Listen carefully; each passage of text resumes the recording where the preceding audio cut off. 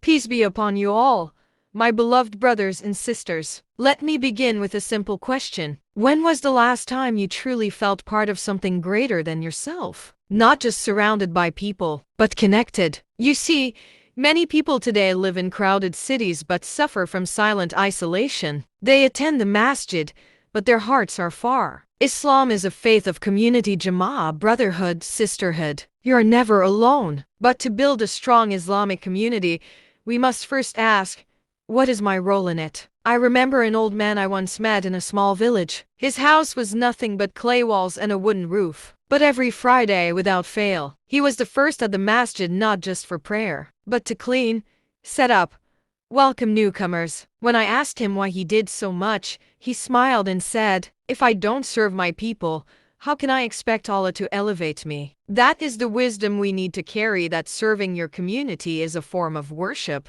Engaging with the Islamic community starts with presence. Show up, not just physically, but emotionally. Be there when someone is grieving. Check in on the elderly. Volunteer at the masjid. Share your knowledge. Offer a smile. Every small act matters. Allah never overlooks even an atom's weight of good. But here's the secret.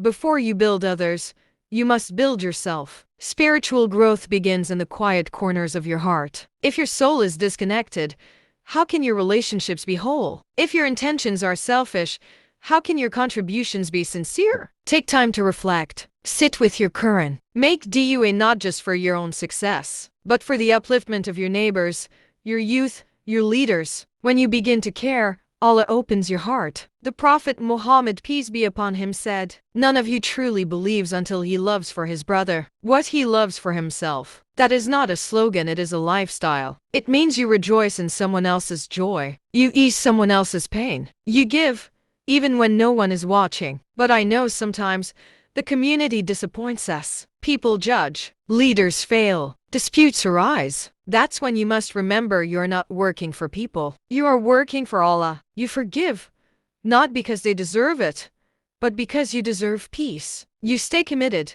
not because it's easy, but because He sees every effort. Let's stop waiting for perfect communities and start becoming the people who make them. Let's raise our children to love the masjid. Let's support our sisters. Let's empower our youth. Let's remember the lonely. Let's bridge the gaps between generations, between cultures, between hearts. So I leave you with this final thought. You were not created just to exist. You were created to connect, to uplift, to serve. May Allah make us a community of light, compassion, and strength. May He forgive our shortcomings and allow us to be the answer to each other's prayers.